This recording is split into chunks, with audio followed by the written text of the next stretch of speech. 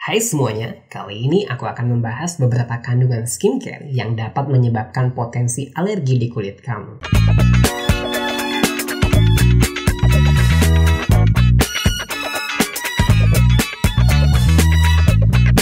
Di dalam suatu formulasi skincare, selain ada zat utama, pasti ada zat pendukung yang digunakan sebagai mempermudah penyerapan kandungan utama skincare agar skincare yang kita pakai bisa tahan lama dan banyak lagi manfaat lainnya. Tapi buat kamu yang punya kulit yang sensitif, terutama zat tertentu, tentunya dalam memilih skincare, kamu akan ngecek dulu kandungan yang ada di dalamnya. Apakah ada masalah buat kulit kamu atau tidak? Walaupun baik untuk formula skincare yang kita gunakan, penggunaan zat tambahan bisa saja menyebabkan alergi di kulit kamu. Berikut ini beberapa kandungan skincare yang berpotensi membuat kulit kamu menjadi alergi. Kandungan yang pertama ada pewangi, perfume, dan fragrance. Sekarang udah banyak banget kok kandungan skincare yang nggak mengandung pewangi sehingga kita nggak ribet nentuin mau yang mana. Sebenarnya si pewangi ini fungsinya nutupin bau dari zat aktif yang kurang enak, misalnya kandungan asam. Nah, si pewangi ini bakal nutupin aroma dari kandungan asam ini sehingga nyaman kita gunakan. Pewangi dalam skincare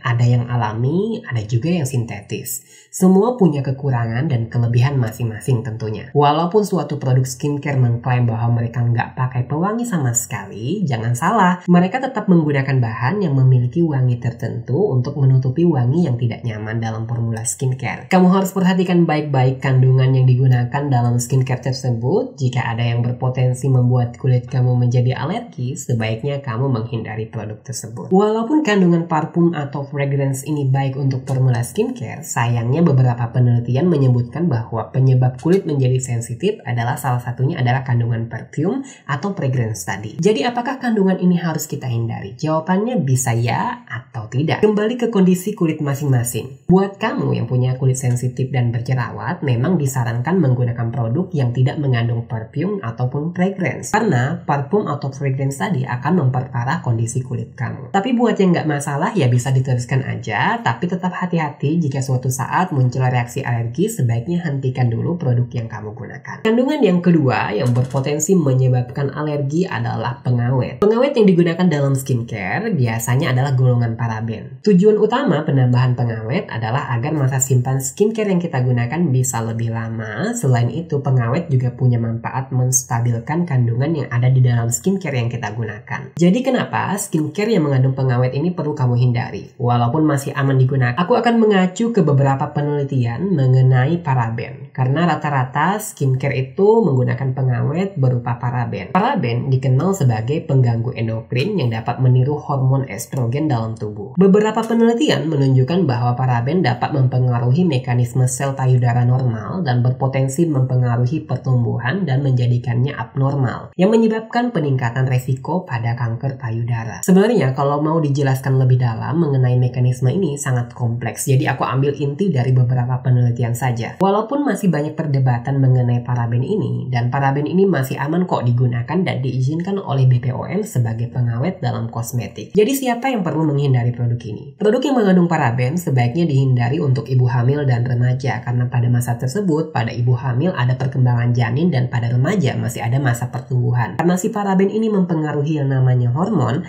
ada baiknya menghindari kandungan paraben ini. Dan tentunya jika kamu memang sudah punya riwayat dan diagnosis kanker payudara atau dalam keluarga punya riwayat ini, memang sebaiknya menghindari kandungan paraben ini. Karena si paraben ini ibaratnya pupuk yang akan meningkatkan pertumbuhan sel kanker yang ada di dalam tubuh kamu. Karena penelitian-penelitian ini belum dilakukan terhadap tubuh manusia, jadi bisa saja berbeda hasilnya dan perlu penelitian yang lebih lanjut. Kandungan skincare yang ketiga yang bisa menyebabkan kulit kamu alergi adalah essential oil.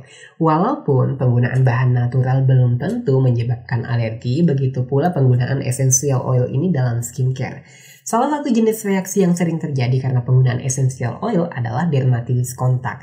Nah, si essential oil ini biasanya digunakan untuk pengganti perfume atau fragrance dalam skincare, sehingga menutupi wangi yang nggak nyaman saat kita pakai skincare. Tentunya, wangi yang enak lebih disukai konsumen daripada produk skincare yang nggak mengandung fragrance sama sekali. Jadi, apakah essential oil ini baik untuk kulit kita? Jawabannya tergantung. Berbagai faktor dapat mempengaruhi efek essential oil ini pada kulit kita, termasuk potensi, kualitas, dan metode yang digunakan untuk mengekstraksinya. Banyak essential oil yang dapat menyebabkan iritasi jika dioleskan pada kulit dengan konsentrasi tinggi, sehingga hampir semuanya diencerkan dengan minyak pembawa atau yang disebut sebagai carrier oil untuk ditambahkan ke produk perawatan kulit dalam jumlah yang sangat sedikit. Makanya dalam formula skincare kita nggak pernah menemukan atau jarang sekali ada satu kandungan essential oil dalam formulanya. Ini bertujuan untuk mengurangi sifat iritasinya, makanya perlu ditambahkan oil lain sebagai zat pembawa. Pada beberapa orang mungkin penggunaan essential oil ini nggak bikin masalah pada kulit mereka, tapi tetap ada orang yang sensitif dengan kandungan essential oil ini. Jadi harus tetap hati-hati. Beberapa essential oil juga memiliki sifat yang namanya phototoxic, yang artinya dapat meningkatkan sensitivitas terhadap kerusakan akibat sinar matahari. Penyebabnya adalah kandungan yang namanya puranokumarins yang merupakan senyawa kimia yang menyebabkan reaksi fototoksik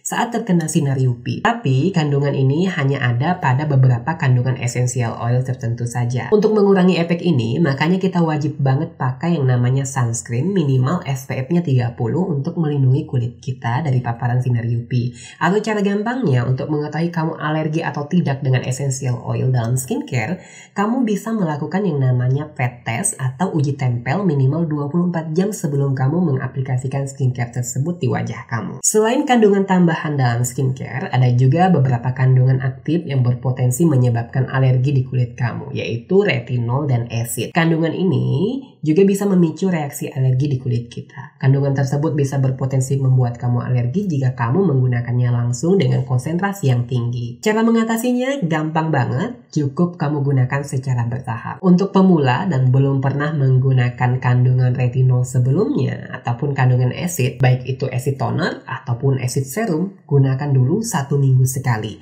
Jika kamu merasa nggak ada efek negatif di kulit kamu, baru lanjutkan dan tingkatkan penggunaannya. Misalkan 2-3 kali dalam seminggu. Dan seterusnya sampai kulit kamu bisa beradaptasi dengan kandungan retinol dan asid tersebut. Jika kamu nggak mau pakai kandungan retinol dan asid ini setiap hari, kamu bisa konsisten di penggunaan 2-3 kali dalam seminggu saja. Kandungan selanjutnya yang bisa bikin kulit kamu jadi alergi adalah sodium lauryl sulfat. Kandungan ini paling umum kita gunakan dalam skincare pencuci wajah atau cleanser. Karena kandungan ini akan memberikan busa yang banyak dan memberikan kesan membersihkan yang baik untuk kulit kita. Kandungan ini berfungsi untuk mengangkat segala jenis kotoran seperti minyak pada permukaan kulit. Tapi ternyata kandungan sodium lauryl sulfat ini bisa berpotensi menyebabkan alergi untuk kulit kamu. Kandungan ini juga pedih jika terkena mata, dan jika kamu tidak membersihkannya dengan benar, kandungan sodium lauryl sulfat akan menimbulkan yang namanya residu yang tertinggal di kulit kamu. Nah, si residu ini yang berpotensi menyebabkan iritasi atau alergi di kulit kamu. Tapi tunggu dulu.